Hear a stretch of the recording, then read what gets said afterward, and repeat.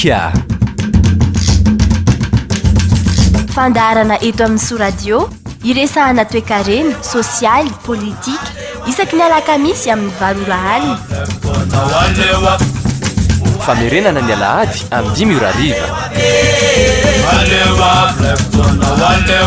HIAKA iarahanao amin'ny Andrianjato.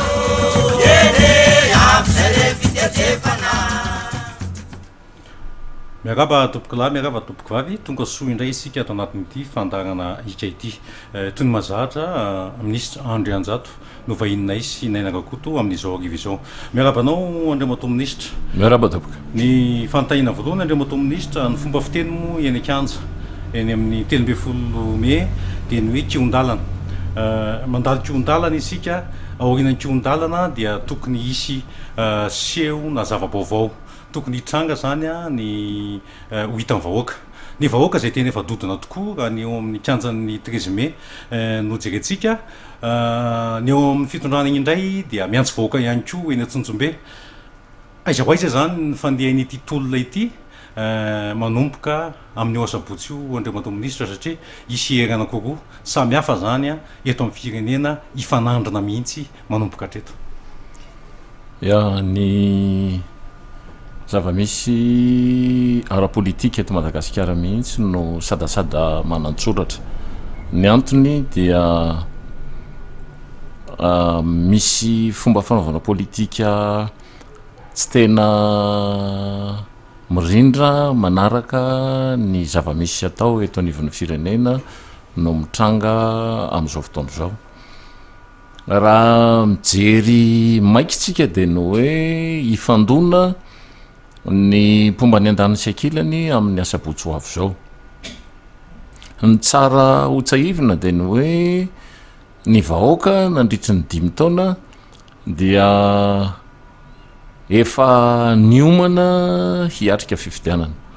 ary ny fiatrehan'ny fifidianana tsy hoe andeha hiatrika fotsiny izy fa efa nanoman-tsaina ihany koa amampanahy mba tsy hanao krizy intsony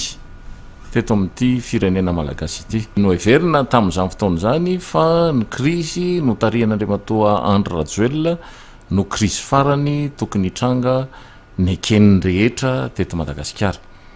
Nefa moa nitranga ny krizy 2018 ary notarihan'ireo solombavambahoaka 17 izay atao eny amin'ny 13 May dia fantatritsika fa na ny fomba mampanao eny an-kanja aza dia miova tanteraka. Zany hoe tsy shokisoky intsony ny olona, tsy ilay vahoaka mijoro atao sorona intsony no eny amin'ny 13 May, tsy ilay vahoaka ampirisihan'ny mpanao politika andeha hifandramatra no tazana eny amin'ny 13 May fa vahoaka malagasy efa nahazo sotoavina politika vaovao.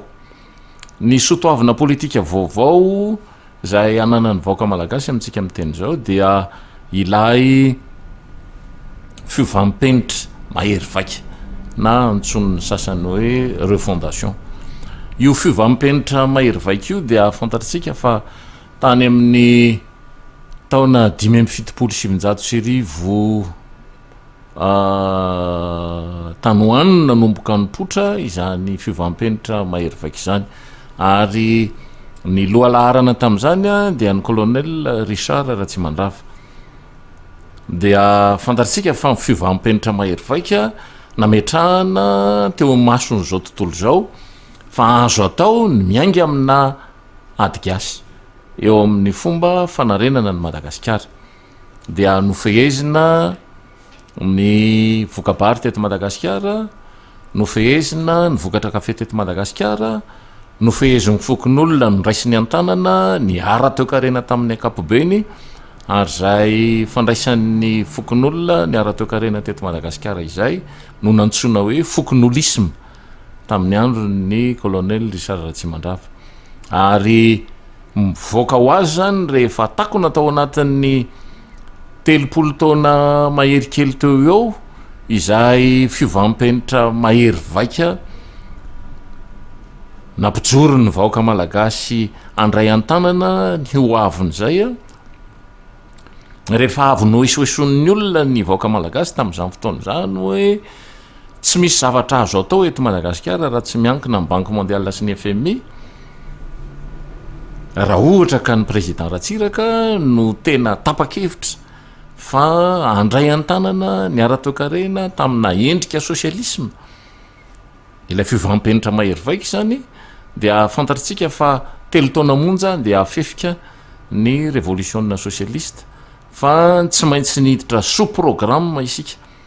ary sous-programme tamin'ny banque mondiale sy ny FMI io dia nanomboka tany amin'ny 2025 tany hoany teo zany nanomboka mitady prime ministre sahaza ny fiarahamonina amin'ny mpamatsy vola klasika ny republika zay nofandimby teto Madagasikara dia noesorina zany ny prime ministre Désiré Rakotoarjona tamin'izany fotoana zany a izay lehibe ny mpanentana lehibe ny mpanao OE tamin'izany fotoana zany a fa nisoloana prime ministre mifanakaiky kokoa amin'ny misy atao teo amin'ny fiarahamonina ara-toekarena ny raisan'ny Madagasikara tamin'ny banque mondiale sy ny FMI dia fantatritsika fa raha sous programme sika tany amin'ny 2025 ilay prime ministre namita ny programme farany dia tany amin'ny 725 vao afaka tena nametraka ny atao hoe samy mandeha samy mitady ary ny samy mandeha samy mitady amin'ny fomba fijery vazaha dia anarchie fa ny samy mandeha samy mitady teto Madagasikara dia ny bokaboka mameno ny kely andilana dia raha hita ao amin'izao tolona zao raha hita amin'ny endrika fitondrano zao zany fomba amampanao na sotoavina vaovao nananany malagasy zay fa manomboka mitrevina jereo ny zavamisy tamin'ny andron'ny professeur Zafy Albert fa nihevitra ny olona fa ny fitondrana miakatra n'ity fireneny ity dia atao anaty baiboly nakana azy ary ny inspiration rehetra ny tondrana ny tolona teny amin'ny 15 May dia niainga tamin'izay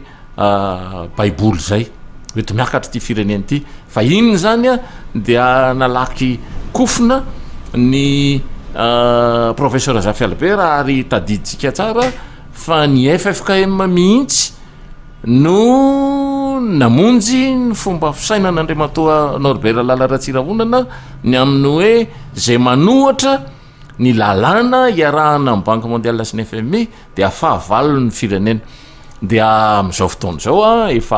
efa fiovana lehibe zao zavatra hitatsika zao ary mila mifanaraka amin'izay mila mpifanitsina amin'izay fomba fisainana sy sotoavina vaovao zay ny fomba fitondrana ny tolona ary tsy ataontsika mahagaga zany satria mbola misy manina ny tongolon'ny Egypta mbola misy miandry fa raha tsy misy rotaka eto Madagasikara tsy azo mifahefana ary efa misy rotaka eto Madagasikara dia fantatritsika fa misy sorona zay ary ny sorona amin'izany dia tsy maintsy bouclier humain zany hoe ny vahoaka no atao ery amin'ny lohalarany ery dia ireny zany no sakafon'ny bala dia mahazo fanjakana satria mamono vahoaka zay fanjakana miditra amin'izay lalan'izay Andriamatoa ministra ray volana sy roa andro ny lasa zay ao anatin'ny tolona nataon'ny député ny fanovana ny vahoaka etsy an-dany milaza hoe miaraka amin'ny député zao dia zao vita io nisy ny ACC zay navoaka ny didiny tany amin'ny ACC reny ny vokany mandeha mifeo eny kianja aloha atao pasifika ny tolole aloha ataon'ny fanorenana ifotony tsika tsy any DTT zamite ny etsy amin'ny 13 mai an'ny député ny telo amin'ny 70 ny teny hoe raha tsy mialy rajao hoe le teny hoe raha tsy mialy rajao miaratsiny Andriamatoa président raha tsy mialy le fialany rajao andrasany reto vahoaka malagasy be dehibe aiza ho aiza fijerinao Andriamatoa ministra satria anisan'ny raha tontolo ny kajy politika ianao anisan'ny manana diplôma lavitra tokoa ianao satria samy joro hatrany aiza ho aiza zany satria reo vahoaka reo tsy disony reo satria marary reo matotonga tsy tolo ny député telo amin'ny fitopolo rery matotonga reo fa efa naharary nataon'ny fitondrana reo vahoaka reo ny tonga teny aiza ho aiza fijerinao an'izay le hoe raha pitsolava ohatra ny volany kakafotra le fampanotsinana an'ireo vahoaka reo aiza ho aiza Andriamatoa ministra isika rehetra nge zao samy tompona andraikitra samy vavolombelona mijery mitazapotsiny ny fihinanan'ny mpitondra fanjakana vola ary isika efatra amin'ny volana novambra no efa namofivofy tato anatin'ity fandarany ity ny amin'ny hoe tandremila fa ohatrany tsy milamina io teti-bolam-panjakana 2024 io dia na manam-pahaizana takininona ary tsika dia tsy ho afaka ny tsy ho tompona andraikitra ary tena mpitazapotsiny mpijery fotsiny tsika menakavy rehefa voasoratra atao anatin'ny tonga gazety tony ny passation de marché zay niezakezahana mafy tato anatin'ny herinandro vitsivitsy izao no namoahana azy izay sisa mifenitra farany andrasan'ny ARMP autorité de régulation des marchés publics rehefa mivoaka amin'ny gazety dia nanaovana publicité zany a dia ny olona rehetra tokony ho sensé zany hoe tokony hoeverina fa mahafantatra fa efa mihinam-bola ny mpitondra fanjakana amin'izao fotoana izao zany hoe le teti-bola 2024 dia raha ny fomba mampanao tsy voasoratra hatramin'ny tetezamita mbola toizana amin'izao fotoana izao hoe ny volam-panjakana rehetra mihoatra ny 1 miliara iraimbilanja dia tsy maintsy mandalo any amin'ny président de république fa raha ity passation de marché zay mipotra amin'ny gazety tato anatin'ny andro maromaro izao dia efa tena tantely afa-drakotra tanteraka i Madagasikara amintsika miteny zao sangy ara-dalàna zany fomba fijery zany dia tokony ahafahantsika milaza fa tsy maintsy paikady ambony karazana tanteraka afaka miatrika izany fanjakana mampiasa 50 000 milliards de francs vo afaka tokony andresy an'io fanjakana io raha ohatra zany ka mbola anao ho bodobodo fianta isika ka sofomba ino no atao loka dia veriko fa tsy ahongana n'io fanjakana io araky nambaranao teo dia sarotra manandiso vahoaka sarotra mandiso vahoaka manoloana ny etaetapon'ny vahoaka zay fa niafy nandritrin'izay 10 taona latsak'izay hatramin'ny 2009 no makaty zany efa niafy ny vahoaka nanao ny kaprisin'ny mpanao politika ny sitrapon'ny mpanao politika rehetra dia neken'ny vahoaka natao amanarivony ny CST sy ny CT mitambatra ny soloana arak'izay tena mampety azy ny gouvernementa na ny tamin'ny andron'ny rajoelona na tamin'izao andron'Andriamatoa Hery Rajaonarimampianina zao a isan-kerinandro soloana ny mpiasambony ao amin'ny fanjakana ny aux emplois de l'État zany jeren'ny vahoaka fotsiny zany rehetrrehetra zany fa ny andrasan'ny vahoaka dia hoe inona manomboka izao ny tokony mba isy fetraikany any anaty viliany isy fetraikany eo anaty tokantranony isy fetraikany amin'ny fiainany amin'ny ankapobeny zay zany no tsy maintsy tokony hovahana dia zany no tokony voaboasana zany a hoentina mametraka an'Andriamatoa Hery Rajaonarimampianina hoe raha misy vola reto vola reto rehefa jerenao tsara ny zava-misy ao anatin'reto passation de marché reto a dia passation de marché bidon satria dia zay tena fomba ahafahana mamoaka vola no tena atao anatin'ity ary mifahitako azy a dia karazany nisy conférence budgétaire natao ankamena nahafahana mamoaka vola tahaka an'izao satria raha ohatra ka anao lalana ianao ohatra zao a zay mampikaikaiky ny olona ambara fa ny RNC hatra manomboka aty ambondromamika hatrany Dego dia efa vita amin'izao tsika miteny zao dia mbola midina ny atambary ny olona ary rehefa tonga ny mahalena any amin'iny faritra Ambilobe sy ny onelanelina Ambilobe sy Ambanja eo a hatrany Dego dia mijanona zany raikitra indray ny transportement dikan'izany misy amena tokony hoeritreretina lalina satria raha ny lalana no amboarina dia atsotafavoaka ireo volo ireo raha ezaka zany ny fanjakana ka hanao aménagement budgétaire ka ny lalana zay mampikakaiky ny olona no amboarina dia tsy maintsy manao consultation internationale izy tsy maintsy ampidirina amina revue spécialisé momba ny lalana eo amin'ny sehatra iraisam-pirenena zany tsy maintsy mila ny avalin'ny consortium routier internationaux zany ary tsy ho vita ao anatin'ny enim-bolana ny fanaovana ny passation de marché am'izany lafin-javatra rehetra zany a de itony zany ny zava-misy da tsisy miteny mihitsy na ny manam-pahaizana nizaniza migreviny eo amin'ny trésor migreviny any amin'ny finance migrevy zany hoe ny tompona andraikitra ambony fanjakana zany a eo amin'ny directeur miakatra zany de mbola miasa zany hoe fanjakana tena mbola mijoro zany io fanjakana io ary tsy haitsika no miresaka aminy za tsy miteny hoe miady tsy haitsika no miresaka am'le fanjakana hoe fa inona marina moa zany ny tena ataon'le fanjakana e le fanjakana ve nofidim-bahoaka tamin'ny 3 lany tamin'ny 4 ary hitantana Madagasikara mandritry ny 5 taona dia hanao tantely afa-drakotra amin'ny firenena zay ve ny fanarahana tamin'Andriamatoa Rajaonary Mampianina ary ny fahotana lehibe indrindra eo amin'ny fitantanana amin'ny firenena dia ny manao trahison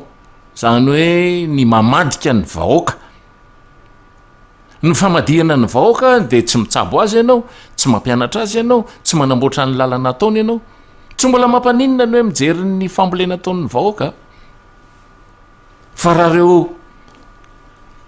akta anankitelo lehibe fototry ny fahafahan'ny olona mijery ny arenany eto Madagasikara ireo ny tsy ataon'ny fanjakana fa ripeny any anatin'ity raha-mbola avo ity ny fampiasana ny volam-panjakana de veriko fa tena fahotana lehibe zany zany ny tena atao hoe haute trahison fa tsisy miteny Andriamatoa Ministra amenao tarimarika amin'ny resaka arabola ny peno atsika amin'izao fotoana izao satria ho an'ireo vahoaka ireo ny tena tanjona zany ny azy izy ampitombo eo rehefa hita ny famandeny sosialy de milamina ianao anisan'ny foto-kevitra nyjoroanao ohatra zay ary nisy onjam-peo lehibe fonenao ministre ny serasera de ny onjam-peo national zay nijoroanao mihitsy hoe aoka zay la farany idinana an-dalambe I9 iny zany hoe nalakilaky kokoa zany tamin'ity raha mihoatra amin'Andriamatoa Marikaravaly manana ninga tany amin'ny 2 ka hatramin'ny 5 zany hoe 7 taona tany hoany fa tia nefa aingana mbola tsy tapitra ny mandahan'Andriamatoa Rajaonary Mampianina de efa niazakazaka ho any an-dalambe ilay vahoaka zay efa niteny teo aloha hoe tsy de ny antsony député loatra ny tena ao fa atao hoe 7% ny tena fahasorenana fotsiny tsotro zao atao hoe 3% ny amin'ny député inona mahatonga an'ilay vahoaka amin'ny fijerinao amin'ny akamarona amin'ny tontolo politika eto Madagasikara indrindra satria ianao efa nitanana efa solombavaka Madagasikara ho vitany savanandrina anao tamin'ny 770 ary efa ministre ny serasera anao akoatra amin'ny ireo DG sy talesy namany nitondrano inona mahatonga ny olona tonga ao anatin'izany hoe miazakazaka ho izy na ohatran'ny lakana tsy mandery de tonga ho azy zay fotoan'izay Andriamatoa Ministra satria tsika mametraka hoe vahoaka matoa tonga vitsy mikitrany-dery ny zava-misy ange ohatra milaza miara-mahita raha ohatra ka mitanisy ny zavatra iainan'ny vahoaka amin'ny ankapobeny mbola tsy nahita zany hatramin'izay niainako ka miresaka manolona ianao vao manomboka ny resaka dia fahasairanana nyresahana somba misy 25 000 somba misy 50 000 ary io tsy misy hoe kely na lehibe fa tena latsaka katerena avokoa ny vahoaka rehetra ny antony dia teo amin'ny fomba ny atrehako za tsy miala amin'izay andraikitry zay hoe tao anatin'ny anisan'ny mpitondran'ny Madagasikara tamin'izao régime zao ny amin'ny hoe ny fanjakana miala amin'ny andraikiny rehefa fanjakana no tsy manao investissement dia mioaka ny vilanin'ny fournisseur rehetra, mioaka ny vilanin'ny mpiasa amin'ny fournisseur rehetra, mioaka ny vilanin'ny fianakavian'ny mpiasa amin'ny fournisseur rehetra, mioaka ny vilanin'ny vahoaka malagasy iray manontolo. Ary eto Madagasikara dia ny fanjakana ny mbola gros fournisseur sy gros investisseur, zany hoe izy no mpamatsy lehibe indrindra ary izy no mpamoronasa lehibe indrindra eto Madagasikara. Tsy miresaka amin'ny asa-panjakana iny limité, iny hain'ny fanjakana rehetra ny fandimby teto a no mampangina ny mpiasa-panjakana na nisy greve herintaona teo na nisy greve enimbolana dia vita amin'ny fanjakana ny mandony vola ny mpiasa-panjakana, satria i Madagasikara nosy tsy afaka miolon'olona dia sécurisena ny recette douanière dia efa milamina fotsiny ny atao hoe mpiasa-panjakana. Ary nampiana-dratsy ny manam-pahaizana teto Madagasikara mihitsy io sécurisation ny recette douanière io, satria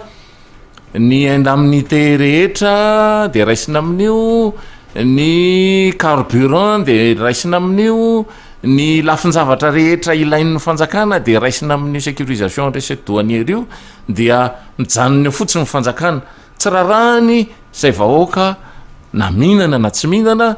tsy rarahany vahoaka na mampiana-janaka na tsy mampiana-janaka, tsy rarahany vahoaka na afaka mitsabo vatana na tsy afaka mitsabo vatana, fa ny azy zany dia rehefa tonga ao anatin'ny fanjakana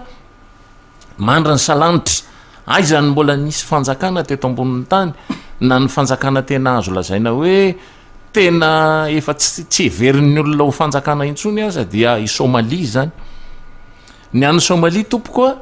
dia nanaraka arabaky teniny voalaza ny fifanarahany iraisam-pirenena izy, tsy maintsy sécurisena ny vahoaka any a Somalia dia nataon'le gouvernement zay tsy akatoaviny akabeazany ny firenena eto ambonin'ny tany. Rehefa natao hoe tsy maintsy asiana mangarahara ny fifidianana dia nanao tena fifidianana mangarahara izy, nandray anjara ny vatan'olona rehetra somaliana nafahana nametraka an'io gouvernement mijoro any amin'io. Fa mbola tsy afa-po ny olona eo amin'izany lafiny rehetrrehetra zany. Fa eto Madagasikara misy gouvernement fidina amin'ny alalan'ilay président Hollande zany a, dia jereny fotsiny hoe misy commune 700 eto Madagasikara tsy mahazo subvention dia tsy voalony karaman'ny mpiasan'ny commune dia tsy rarahan'le fanjakana zany. Eto Madagasikara ireriny no misy hoe misy olona mihinana eny amin'ny zordira, misy olona tototry ny rano, misy olona miainao anaty diky, misy olona tena tsy afaka tsony ny maneho ny maha olombelona citoyen azy zany a, dia tsy anjara amin'ny fanjakana zany, fa mijery fotsiny ny fanjakana, vao miara amin'ny fanjakana manidy trano, ohatrany hoe adalan'ny vahoaka malagasy ny mampahantra azy. Fa ny zava-misy iainan'ny vahoaka malagasy a dia hafa mihitsy amin'ny fomba fijery ny mpitondra fanjakana. Ny olona zao mitolona eny amin'ny kianjan'ny 13 Mea, ny olona mihevitra ny hitondra fanjakana nanafatra vazaha be dehibe avy any an-dafy. Dia any amin'ny Carleton izy no miresaka. Nefa zany raha ohatra ka tena olona hitondra fanjakana ianao a dia tokony le vola nanaovana an'ireny, nanafarana an'ireny nanaovana natsetsinao amin'ny 13 Mea amin'ny tolona, dia verika fa mirodana ho azy Andriamatoa Hery Rajaonarimampianina. Ahoana moa no ampirodana ny Andriamatoa Hery Rajaonarimampianina raha eto Antananarivo misy olona any amin'ny 3 500 000 en mouvement, olona tsy ampy 100 000 manao tolona etsy amin'ny kianjan'ny 13 Mea. Satria nahoana ny 92% ny olona eto Madagasikara dia mahantra, zany hoe amin'ilay 3 500 000 zany a dia misy any amin'ny 3 millions latsaka kely any zany mahantra, tsy maintsy mijery zay hoaniny an'io. Dia zay no nahatonga antsika tsy nitenitenenina fotsiny hoe tsy maintsy vita ao anatin'ny herinandro ty tolona ty.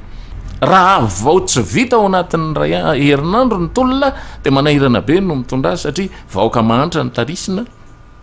hoentina manao an'izany tolona zany. Farafaratsiny zany tokony misy mofo topaina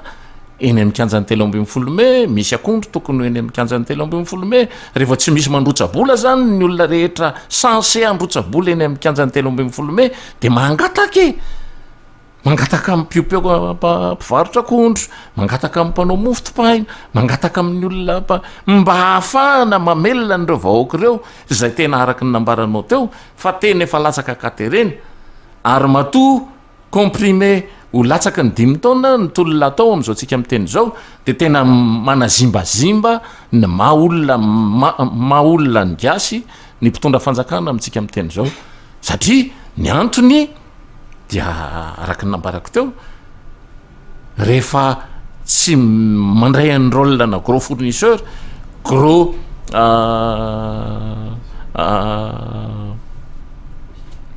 investisseur amin'ny fanjakana dia miohaka ny vilany raha ohatra ianao manao régulation à 6% zany nge mifamandeho azy nandritra ny firy taona ny ministère ny tantanako 6% ny régulation natao azy dikan'izay zany a 94% anaovan'ny fanjakana économie anaovan'ny économie atao inona moa zany ahafahana mifanaja amin'ny banque mondiale sy ny FMI fangano banque mondiale sy ny FMI miantoka ny fiarovana ny toeranao izy amin'ny miantoka amin'ny fiarovana ny toeranao le vahoaka malagasy 100% ka raha ohatra ka 6% zany no anaovanao taux de régulation de misy vahoaka malagasy ampahantrainao zany hoe tezitra aminao 450%. Zany nge normal le tsisy zavatra hoe foroniny zany hoe de hoe antsa zany no izy hoe satria tsika marina fa tsy navita ny ala tao anatin'lay empriseny européenne ohatra sy ny FMI ny vahoaka grika de ilay ranga laniny vahoaka mihitsy nandeha mifona teny amin'ny vahoaka hoe tena mifona aminareo vahoaka fa tsy vitako le resaka natao hoe ataotsika adina gristy fa tsy maintsy miverina any amin'ny FMI sy ny européenne fa raha zany matitsika satria izao ny antony de tsika tsy ny vahoaka grika hafa ny vahoaka malagasy hafa nitrosan'ny vahoaka grika nge ka efa mananika ny any amin'ny 400 milliards d'euros nitrosan'ny vahoaka malagasy nge ka 6 milliards de dollars miaraka amin'ny zanabola ny atsasany zanabola rehefa nambarantsika teto hoe raha mba nresaka angamba nisy ny teny tamin'ny vahoaka malagasy mpitondra fanjakana teto Madagasikara ore vahoaka malagasy ity trositenge no mahatonga atsika ho giazan'ny FMI sy ny banque mondiale de io trosio nge azo ifanarahana amin'ny vahoaka malagasy hoe raha ohatra ka zinara samy mibata samy mizoga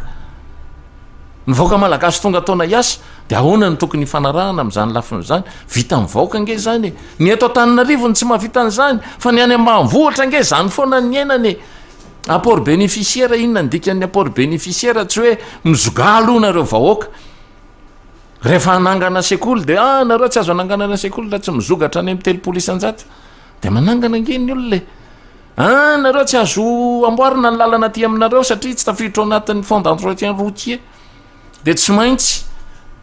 mandray anjara mivantana ny vahoaka amin'izany lafiny zany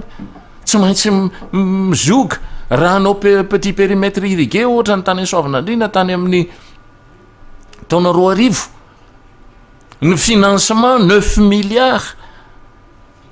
de francs ny périmètre atia varahana zany aty amin'ny lemaky fitantambo rehetra iny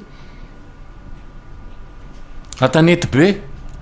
de inona ny zavatra natao tamin'izany fotoana zany andana ianareo mandavaka canal 420 kilometatra zay ny apport bénéficiaire de atao inona zany le 9 milliards de zany député tamin'izany de zany tsy manao an'io tsika ry vahoaka lasa nandeha nakany amin'ny Georges Fraise de nangataka matériel de démonstration na irrigation de nataonay ny en même temps io ministre ny agriculture amin'izao fotoana zao io no premier responsable ny PPI tamin'izany fotoana zany de niaraka tonga teo zero là de lasa nanao démonstration de izy lasa nanazava ny vahoaka tery lasa tany amiko ny vahoaka satria ao anatin'ny atsasakadiny de rakotra rano dolidoly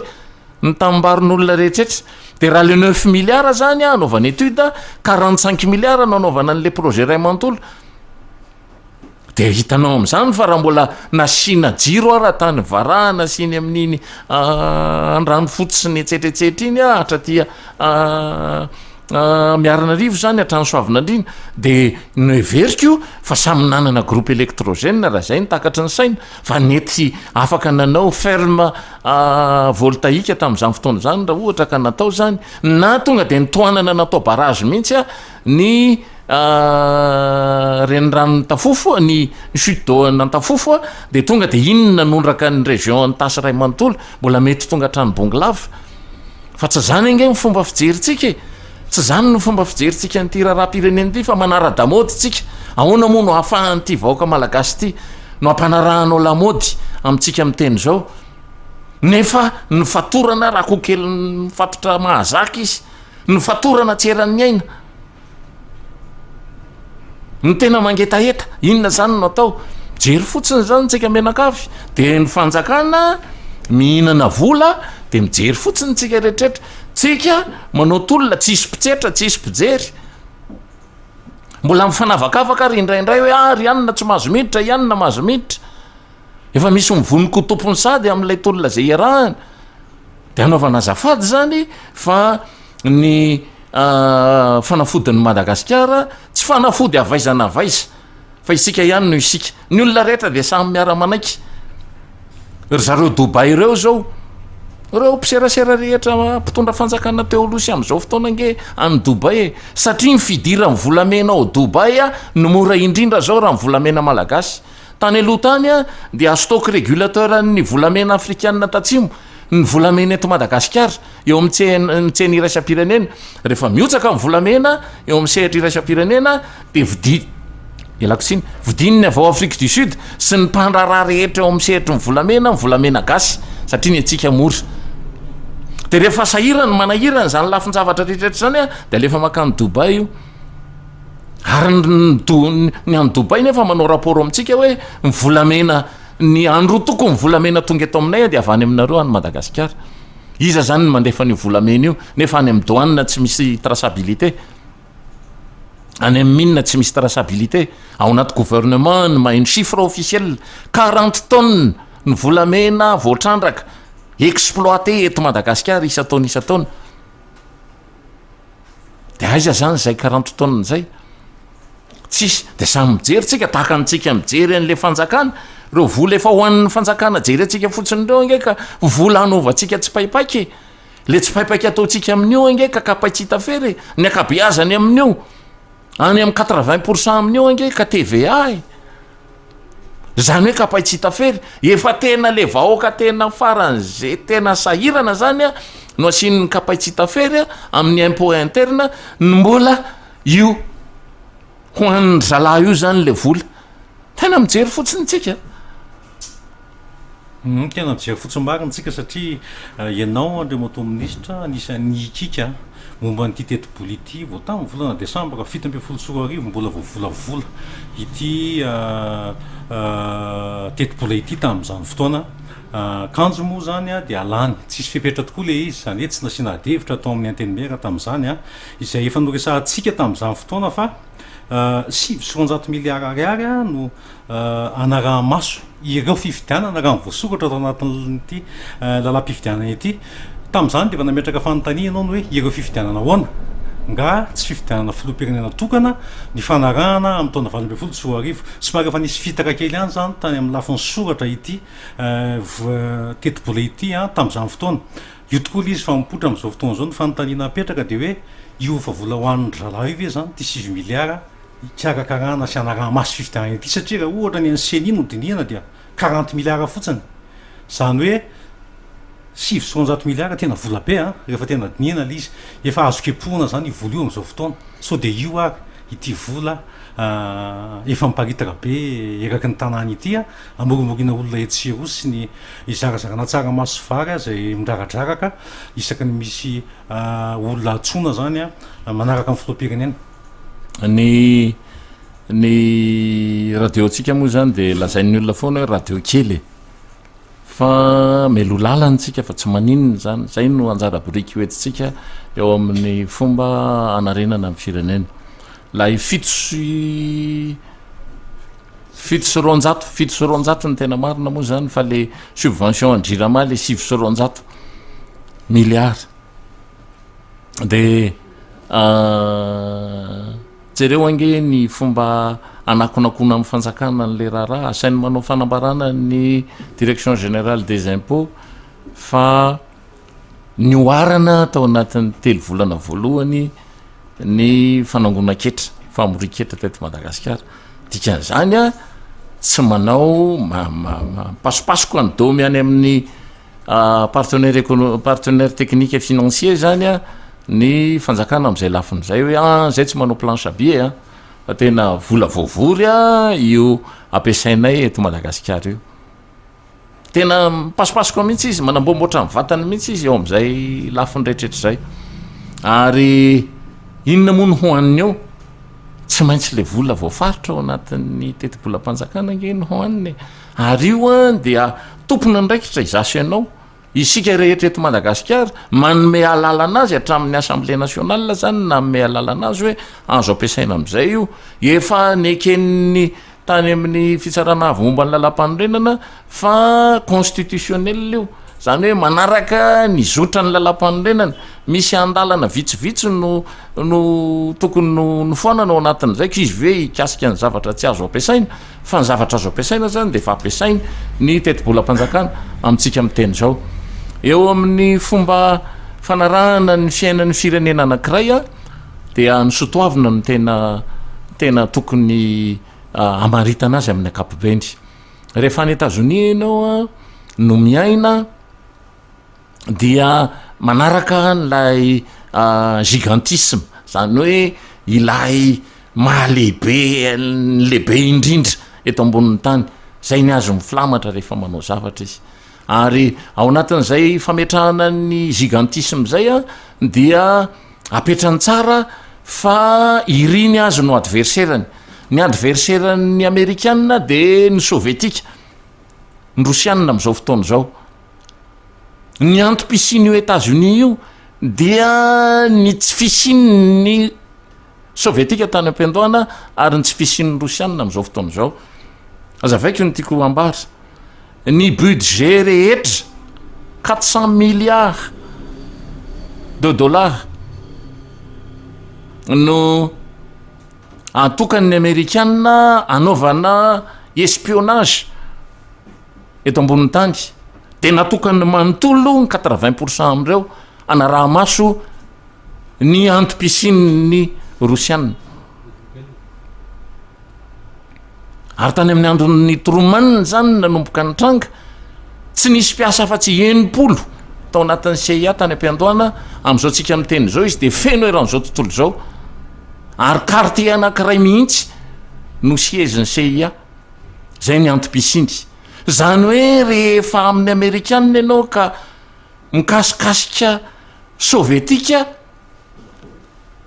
ho takalo ny tombontsoa amerikanina de zay ianao no atao hoe mpamadika fa amintsika miteny zao a andriamatoa Donald Trump tsy lany de miangavy atsika mba andinika n'lay famakafakana nataoko tao amin'ny TVM tamin'izany fotoana zany milohan'le débat ny ramatoa Hillary sy andriamatoa Donald Trump laza hoe raha ity Donald Trump ty no lany a de ikirotan'izao tontolo zao de nazavaiko zany hevitro rehetrrehetra zany io izy io fa mitranga tsy lany andriamatoa Donald Trump raha tsy ny rosianina ny nanampy azy ary ny sampapitsikilovana rosianina mihitsy ny nanampy azy de hitatsika fa efa nanomboka ny ala ny mpanolotsaina manokana andriamatoa Donald Trump ny premier responsable ny CIA ny premier responsable ny FBI ny sénateur responsable am'izany hoe sécurité tao amin'ny fiarahamonina amerikanina zany de gaga ny olona hoe inona ny zavatra mitranga de ny zavatra mitranga ny États-Unis ny mpitsabo saina rehetra ny ordre de psychiatre de mivondrona hoe tsy normal io Donald Trump io ary ny conseiller ny tena akaiky azy indrindra ny antoka ny fahalana iny a de miala ary nanoratra boky hoe sao tokony mba hodinihana fa sao adala ity Donald Trump ty de izy mihitsy ny nanazava hoe tena salamasaina tsara fa tsy mijanona eo ny olona ny eto Madagasikara ny sotoavina tokony toavina ambony londrina de hoe misy président anankiray ray aman-dreny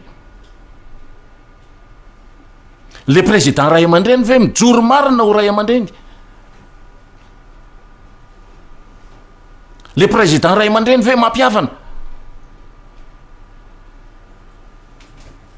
jereo ny fampiavana-pirenena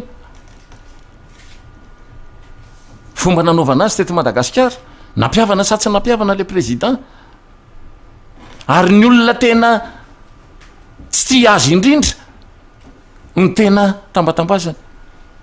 tsy andravan'ny Assemblée nationale ho izy fa tena vonina ny fampidinika amin'ny alalan'ny pacte de responsabilité misy pacte de responsabilité sa tsisy niavana tamin'le mpanohitra izy sa tsy niavana matory ireo mpanohitra ireo zany reo mbola tena miziriziry manao motion de déchéance fanondrony zao a de misy antony zany lafiny rehetrrehetra zany de tokony samy jerevo ny fomba hitantanana amin'ny volam-panjakana jerevo ny fomba hoe ampifandrafesana samy malagasy guerre civile nge ny anaran'izany na tiana Andriamatoera Rajaonaromampiana na tsy tiany dia efa misy olona midina eny an-dalambe izay le atao hoe liberté retrouvée miverina mahazo ny fahalalahany mahita amin'ny fahalalahany vaoaka malagasy noho izany tsy fahotany zany noho izany mampitondra fanjakana ambony ny mpitondra rehetra de tokony mieritreritra izy hoe sao manao solution de facilité de zay ny tsy maintsy fakafakaitsika lalina am'izay lafiny rehetrrehetra zay fa raha ohatra ka mpitondra nanao solution de facilité de veriky fa tsy vonina ny tena hitolona izy ary raha mbola lay mpitaritolona etsy amin'ny 13 mai koa nanao solution de facilité de veriko fa tsy mbola izay le tena tanjona tediavin'ireo vaoaka malagasy ireo tanjona tediavin'ny vaoaka malagasy dia fiarahamonina tsy misy raorao ny kely manan'ny azy ny be manan'ny azy mba tsy hitsiriritra olona fa ho tsiriritin'olona zany ny mamaiky amin'ny vaoaka malagasy amintsika amin'ny teny zao noho izany rehefa tsy hain'ny mpanao politika ny mamadika an'izany sotoavina malagasy zany de tokony hieritreritra ny olona sao misy adala ary ny mpanao politika eto Madagasikara eto ny tena olana koa Andriamatoministra satria tsika moa eto mametraka an'le hoe aiza ny vahoaka ary ho aiza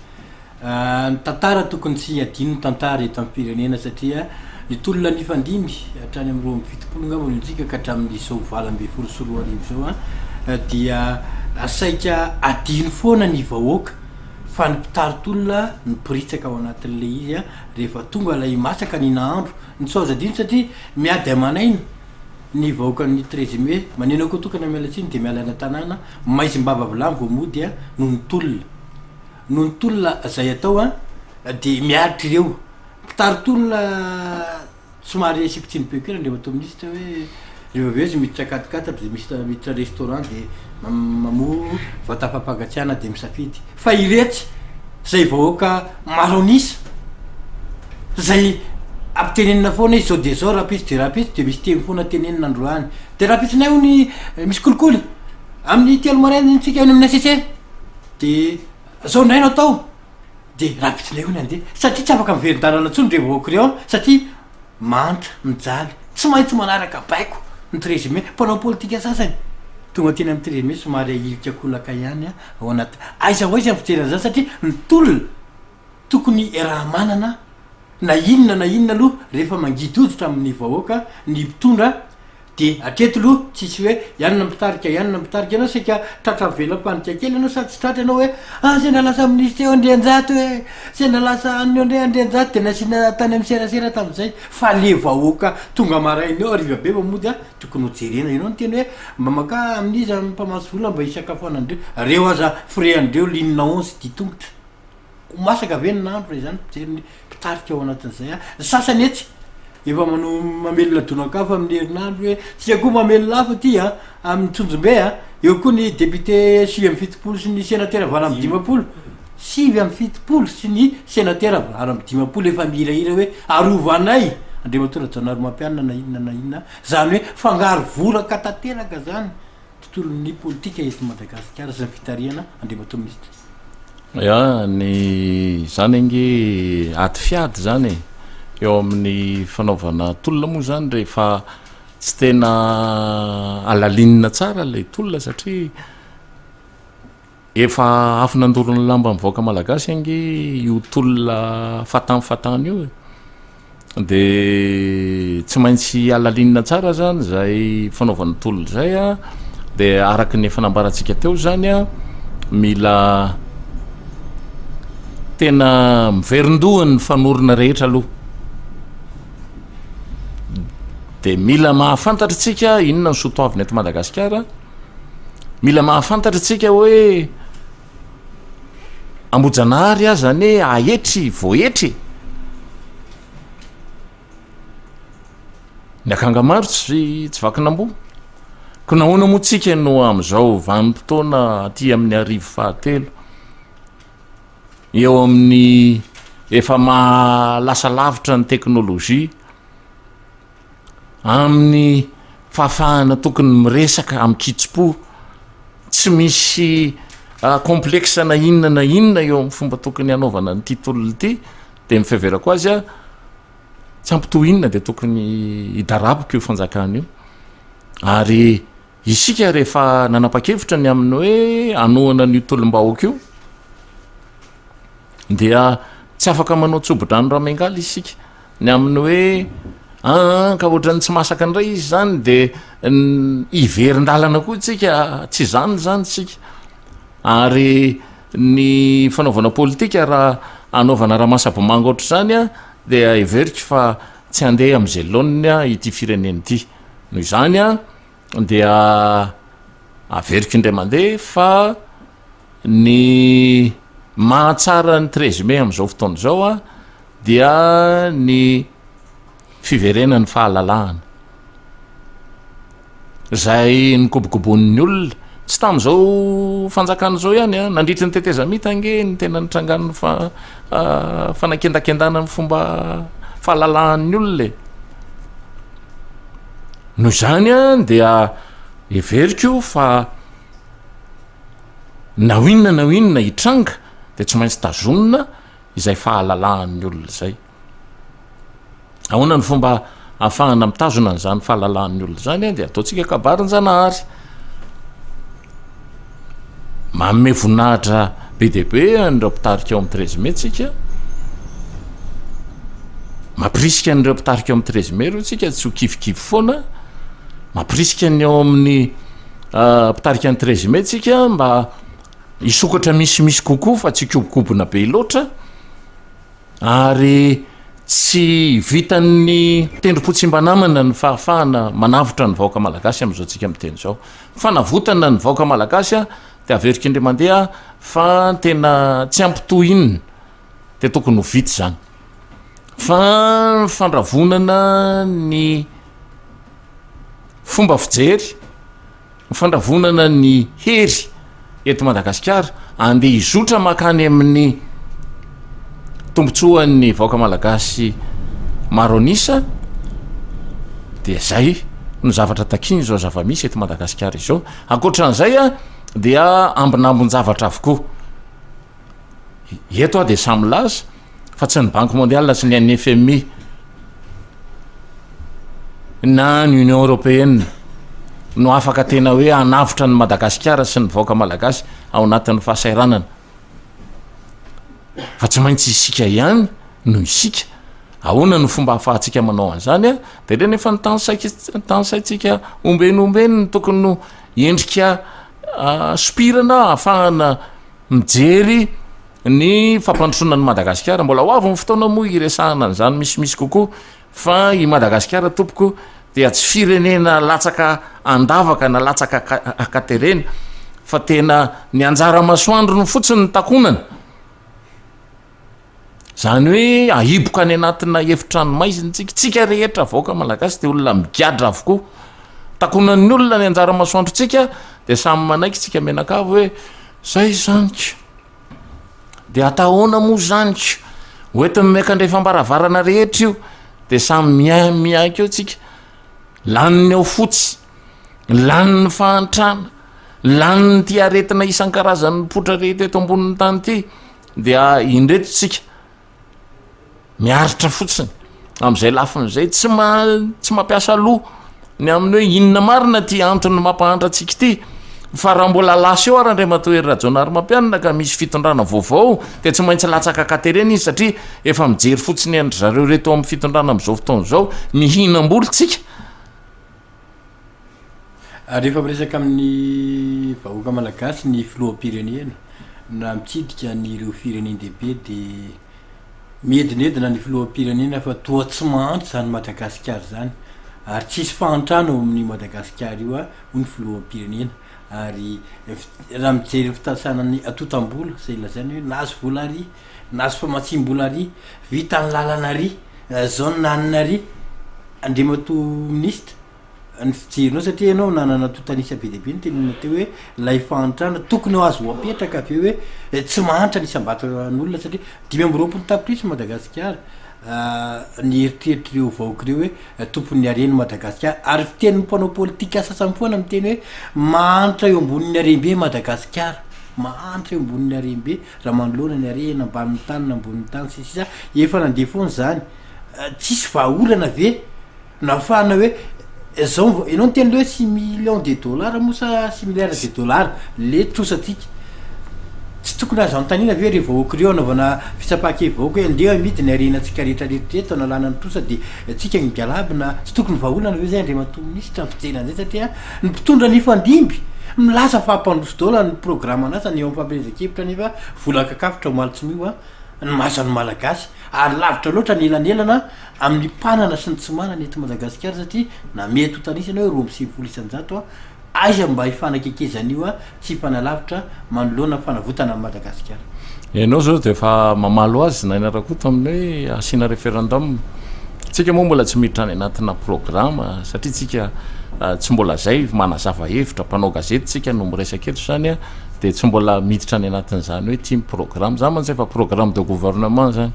na programme ho ana candidat anankiray no iresahana an'izay lafin'izay fa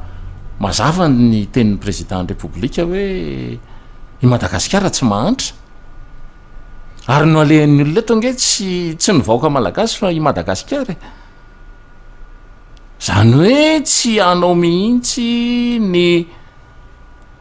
lasa ny vahoaka malagasy no antondihany olona eto Madagasikara fa ny andeha hitsetitra amin'ny Madagasikara zany mandainga raha milaza hoe Madagasikara mahantra Madagasikara nge ny chiffre momba ny volamena ny lazaiko teo hoe 40 tonnes isa-taona farafahakeliny zany satria officiel zany mety zay ngamba no azo nefina tena voaka amin'ny fomba officialy mazava ny arenan'ny Madagasikara fa manomboka eo amin'ny désormais à partir de maintenant manomboka zao zany a eo Tuliara mandrapatonga any amin'ny pôle sud de zara ranomasina any Madagasikara anjara ranomasina Madagasikara io le atao hoe plateau continental sud mbola tsy fantatra zay ao anatiny eo fa raha ohatra ka ny soratany Afrique du Sud sy Mozambique sy ny ilan'ny atsimo Madagasikara iny no anaovana fanohizana de everina fa ohatr'izay zany eo misy pétrole zany eo misy gaz zany eo misy diamant zany eo misy etsetretsetra ao fa tsy misy mpitondra fanjakana mainka amin'ny hoe tokony andrefesana anio zara ranomasiny Madagasikara io 10 millions de dollars no anaovana ny fandrefesana azy sambo vitsivitsy eto ambonin'ny tany asa na telo na efatra na roa no any afaka manao an'izay levée topographique andranomasin'izay 10 millions ny ofany de tsy manambola ny fanjakana ataovina hoe fanikontrontsika amin'ny teny teo hoe 207 milliards d'ariary anaovana fanaraha-maso ny 4 millions de dollars zany de tsika zany ny varina amin'ny tsindrotsindrom-paindokotra ny adina kola sy ny etsetretsetra fa ny zavatra lehibe ho an'ny vahoaka malagasy a tsy de tena mbola aniny tena le sain'ny mpitondra fanjakana eto Madagasikara ary raha ohatra ka ny vahoaka malagasy marina ny azy fa izy ny tsy manao an'le asa fotsiny nahoana mono nisy hoe vahoaka malagasy tokony hoe ahantra eto ambonin'ny tany hoe tsy manana trano honenana eto Madagasikara 25 millions d'habitants tsika 520 tapitrisa ny tanyntsika dia 592 kilomètres carrés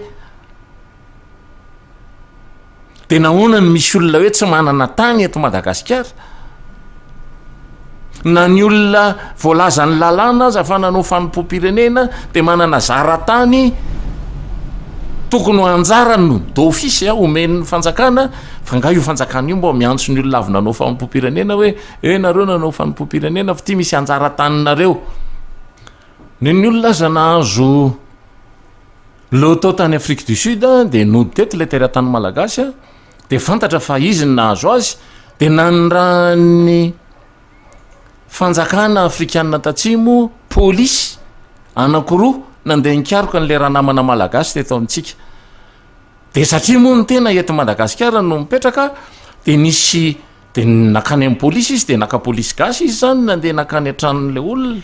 zany ny olona amin'ny fiaraha-miasa de rehefa tonga tao an-tranole anina de nanepoka le gasy aloha ko polisy ara no mijoro eo ambaravarana natahotra izy sa de hoe sambotra azy de ao ve ianina tsy ao mihitsy izy ko rehefa nyteny le anina hoe izy ange nahazo loto tany anany nahazo 29 milliards zay vao mipotra le raha namany hoe ty zange le izy ny eto amintsika zoanao zao mandrotsaka latsakemboka any amin'ny kinapo ianao mandrapatapitry ny andro esanao mandraparetriretinao fa rehefa tonga tsy miraraha akory ny kinapo sa hoe raha sendra tsy hainao ny zoanao tsy mirarahany anao remboursement zany ny kinapo zany tsy mikaroko anao zany mihitsy izy ny zavatra ataon'ny kinapo sa zavatra tsy ao anatin'ny andraikitra sahaniny mikarakara football manamboatra kianja be tena manara-penitra fangahany kinapo sa mivola fa tsy vola mpiasa malagasy tsy misy fanjakana eto ambonin'ny tany ka tsy manaintaina rehefa tsy manana trano fonenana ny mponina fa eto Madagasikara de lasa amin'ny fanjakana indray no miteny hoe efa lazana angenareo hoe aza manorony eny amin'ireny le onaony reny mbola manao zao nareo mahabe problema amin'ny fanjakana rehefa tonga nitondra drano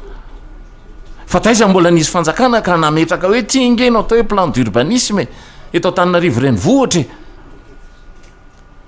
ka ianao de manakona ny olona ny tafo fanitsinao dia ambanin'ny trano hipetrahan'ny olona noho izany droit commun mitaratra any aminy ny taramasoandro anao fa loko io anjara mifanjakana nge hatram'izany mifanjakana nge ny tokony ametraka hoe ny tafo rehetra eto Antananarivo de atao taile de ty taile ty no homologué zao ny lokon'ny trano zao tsy farambitika zany fa tsy manao an'izany ny fanjakana satria tsy vitany ny asany tsy hainy ny asany de inona raha zany iza no andrasana amin'izany rehetrrehetra zany iandra ny banque mondiale sy ny FMI ve ianao na ny sinoa ataon'ny sinoa amin'ny fanaovana azy ianao manao trano izy de amidiny amina miliara ny trano vitany de zay mahatakatra tsy rarahany zay tsy mahatakatra satria tsy zara asany ny manome trano ho an'ny vahoaka malagasy somary toizako kely zay tany zay milony iverenantsika eny amin'ny 13 mai andriamato ministre lahitany zay tena olana teto Madagasikara satria ny lalàna fananantany mihitsy le fantatra ozy izy ny onivon'ny ministera satria tany amin'ny telo sivinjato tany moany raha fanontanina satria tsika mpanao gazety moa mametraka fanontanina amin'ny tompona ndraiky teo io koa no ametrahantsika hoe nahoana moa no malagasy no mangatakatiny amin'ny taniny misy rangabe zay nalahely mihitsy izy tokony hovoainy miram-pireneny hoe tanindrazanay malala olo Madagasikara so de hoe tanindrazay malala nisy karana sisinozy izy ary asory mihitsy le sambatra finaritra satria tsy misambatra amin'ny taninay fitserina hoe tokony azo ravina ihany ny tany satria misy malagasy mamboly 10 taona 20 taona ao anatin'io tany io tonga sinosy karana lasany solam-pangady ny mba lova hainy mainty milalo mba hainy fa ny arima me calcul ambony latabatra ny taratasy ihany no miteny izy fahitanao satria ny tontolo ambanivohitra tsy mba mahany zany matahotra miditra birao reny fitserinao kosa le fananany tany satria ny sinosy karana zany no tena miliba amin'ny tany ny malagasy aiza ozy fitserinao zay le matomisitra eka zay ny lalàna ka ny lalàna nge ny zay manana titre ny tena tompon'ny tany ary arova amin'ny fanjakana ny olona manana titre inatakable tsy azo enjehana mihitsy ny olona manana titre fa anazy ny fomba nazahoany azy isika ihany ny mahafantatra azy satria isika gasy angeny namme azy an'izay lafin'izay fa ny lalàna zany de tokony ampifanarahana misy atao sy ny sotoavina eto Madagasikara ny sotoavina sy ny misy atao eto Madagasikara dia mazava fa isika ny tonga taloha teto ny dikan'izay zany akotratsika de tsy misy tokony olo ara-pamehana averiko eto fa tamin'io lalàna ny fifandraisan-davitra sy ny serasera io fifandraisan-davitra manokana télécommunication zany dia ny 93 nataonay no lalàna nandimbo ny lalàna nataony galeny ary rehefa vita le izy de mifanjakana tatorina mikitikitika lay lalàna 93 de novany tena midiny tamikarana ny télécommunication teto Madagasikara ny données économiques rehetraretra nefa de mandalo amina resaka télécommunication ndikan'izay tsy tompony tany tsoniko tsika raha ohatra ka zay no zavatra ho resahana fa azo amboariny zany de zay ny tsy maintsy mpitondra mahafantatra ny tokony atao eto Madagasikara no tokony hofiditsika fa tsy mpitondra milaza azy hoe satria zay manambola satria etsetretsetra zao dia na tsy manana hevitra ry izy mifanaraka amin'ny etaitapon'ny vaoaka malagasy de mitondra manampaizana fotsiny izy manapepopepo atsika eto hoe za fa nitondra vazary aho fa teo ny FMI tokony sinoe fa niteny an'izany ny vondrona Europeana ary zao ny lazainy ile olona mitondra fanjakana indray manapepo atsika hoe be deo nareo raha ohatra ka manao grève eo raha mandeha makany amin'ny teteza mihitsy zany nareo tonga de sanctionné indray raha tsika inona moa raha ohatra ka ho sanctionné ntsika ka afatrosa vitatsika ny manala n'lay trosa 6 milliards de dollars de vitatsika azotsika atao zany ny manova ny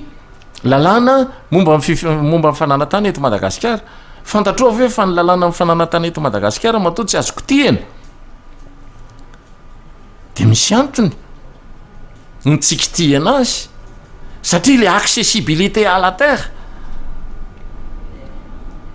sarotra be raha vao voakitika io lalàna io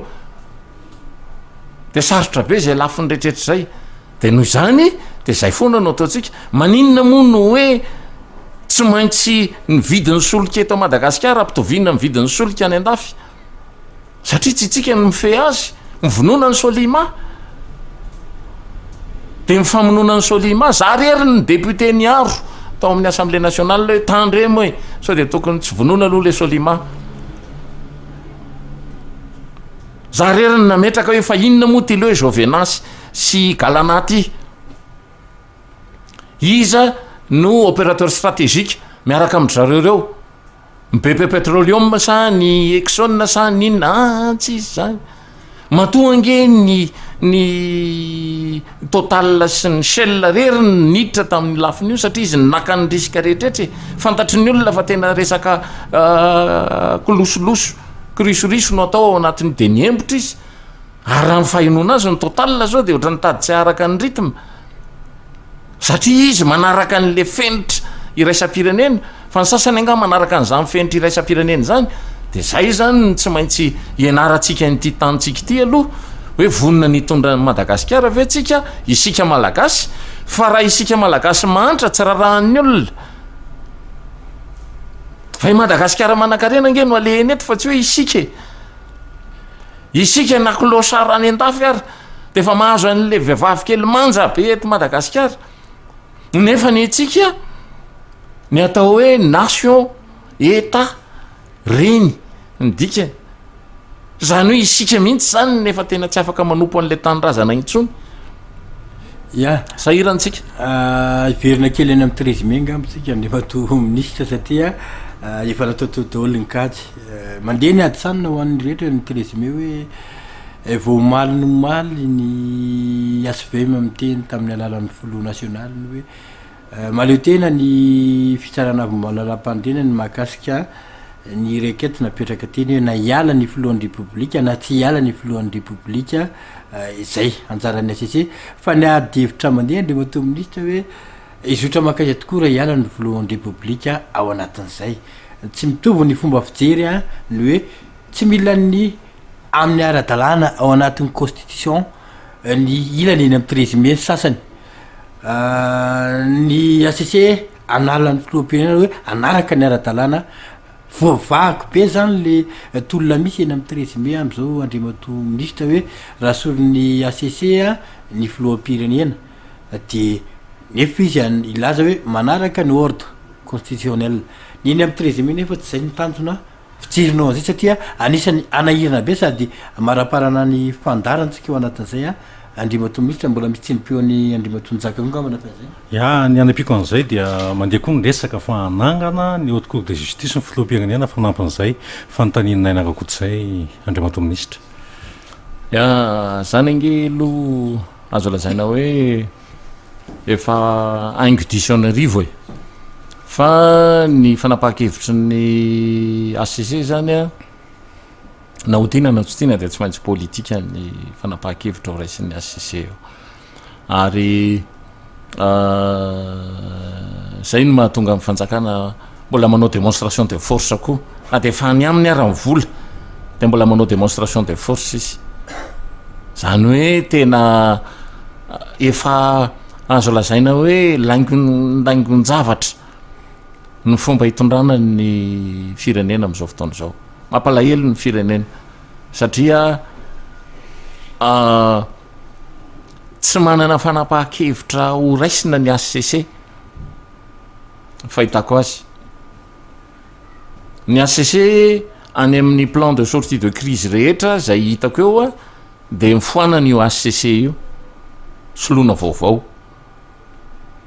instinct de survie zany fiheverako azy no mibaiko indraindray ny ACC engane mba ho analyse extrapolation na hoe fanitarana ataona andreanjato fotsiny zany lafin-javatra rehetra zany ny fanjakana zany matombola manao démonstration de force manafatra olona amina miliara manerana ny Madagasikara etoana amin'ny freny hoeny Antsonjombe de mbola tsy tena mahazo antoka koa izy zay fanapaha-kevitra avoakan'io ACC io ndikan'izay zany mbola maizina tanteraka no avy Madagasikara no zany dia samy anao ny lohany zany na ny mpitondra fanjakana tsy matafavoaka baolina na ny eny amin'ny trésime tsy afaka manao pression populaire zay zany ny zava-misy amintsika amin'ny teny zao inona no ahafahana miditra ao anatin'izay lafin'izay dia tsy tokony asiana tolotolona kely be deaibe satria ny kotolotolona kely be deaibe nge ny mampandemy eny amin'ny trésime tsy tokony isy mbola zavatra hafa mihitsy aloha atao ho an'ny olona rehetra mihevitra fa mila manao refondation mila manarina ny Madagasikara tsika de tsy misy parade politika tokony atao akoatry ny mitarika ny vahoaka andeha ho any am'izany fanovana zany zay ihany ny tokony ho azo atao raha ohatra moa ka tsy vita zay dia ny farafahakeliny mba azo zany dia le fahalalahana mahazo miteny mahazo maneho hevitra ami'ny kanjany telo ambin'ny folome nefa ve aharoboka indray reo fanjakan'ireo rehefa hoe sanatry ro rako ny tratrako mba tsy homariny zany zavatra hitrangy zany zany nofo ratsy ao anatiko zany hoe de io fanjakana io no mbola hijoro ao amoritra ny tsy mitovy hevitra aminy ve mbola sahiditra am'zany lafin-javatra rehetrrehetra zany ve everika fa tsy homendrika ny vaoaka malagasy zany a ary ny vaoaka malagasy zay efa te hisitraka n'lay arembe nambarantsika ombeniombeny teo zay eto ambanitsika eto zany arembe zany nefa dia jerem-potsiny ohatry ny tanina lavona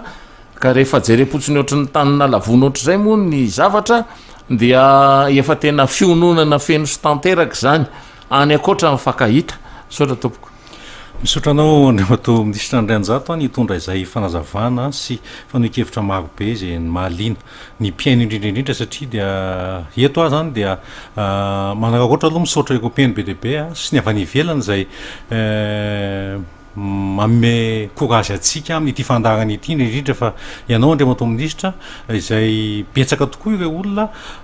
miaino dia maneho ny heviny momba ny fandarana voaray reny etaetanareo amin'ny fanatsarana maro samihafa ireny dia makasitraka ihany koa n'ilay mpitokaka voninkazo satria dia maro be tokoa izay so dia mba manana teny kely ianao momba européenne atsika hatrany ivelany momba ity fandarana ity alohan'ny amarana antsika azy andriamato ministra ya voaray avokoa na ny taratasy nosoratanareo avany ampitan-dranomasina manome sosikevitra te iona te iresaka ianareo manolo tanana eto antoerana maro be ny mpianatra eny amin'ny anjery manontolo eny misy anankiray tena mafana fo mihitsy vao mitsahatra ny resaka eto amin'ity hika ity dia avy hatrany dia miantso mandefa SMS sy ny etsetretsetra mahafinaritra fa mbola lavitra ny lalana odiavitsika ary sofa misy anareo sotra tompoko tapitra ny fandarantsika tamin'ity rive ity mankasitraka andriamato ministra Angelo malalany aina ny teo amin'ny lafiny teknika nanampy tamin'ny fanatotosana ity fandarana ity vianany sarasamy manana safinjoel ramanatsoa naka ny sary dia irova nainarakoto njaka rakototra mamy mametraka amin'ny mandram-piona indray tompoko Tela lolo manga, tela lolo manga, imadakasika. Tela lolo manga, tela lolo manga, imadakasika. Mananizi atini talufa kulatani, no evanisi pitulna. Maeli maka Hajni talu fakulatani No ebalisi bitulna Maeli maka Tautia tawe menalamba Bitulna chimiyambamba Pikachuka Adana tiakata Tawiani kyure bebesi Pitoluna chimana kiresi Tiresi chimyadi Uwanita nindasana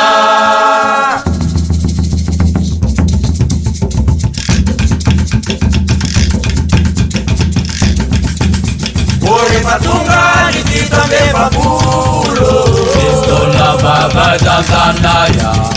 Malagasy na visa Oto pala Ropro patana Mawatanda zana Uri patunga ni kitambe papulo Pistola baba tantanaya Malagasy na visa Oto pala Ropro patana Mawatanda Bolam tuye Nitolo mawoka Bolam tuye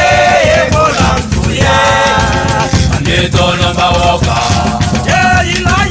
Leton papa na panekemo Sintelo me bonune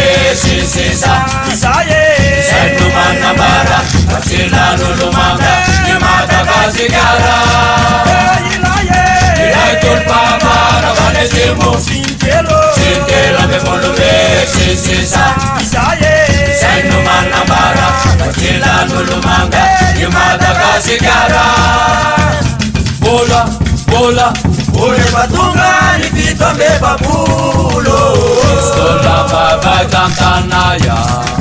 Malagasy analyse anavisa Otko pala Ro tatana Mawantandrazana Ule patunga ni vito me babulo Stola baba tantanaya Malagasy analyse anavisa Otko pala Ro tatana Mawantandrazana Bola Bulamtuye Anedolo maoka Bola Bulamtuye Anedolo maoka Ilaidol baba na vanekemo Sintelo me volume sensesa Saino manamara Katela lulumanga Io Madagascara Ton papa no pane tempo Sintelo me volume sensesa Sendo mana barra Batela no lumanga Io Madagascara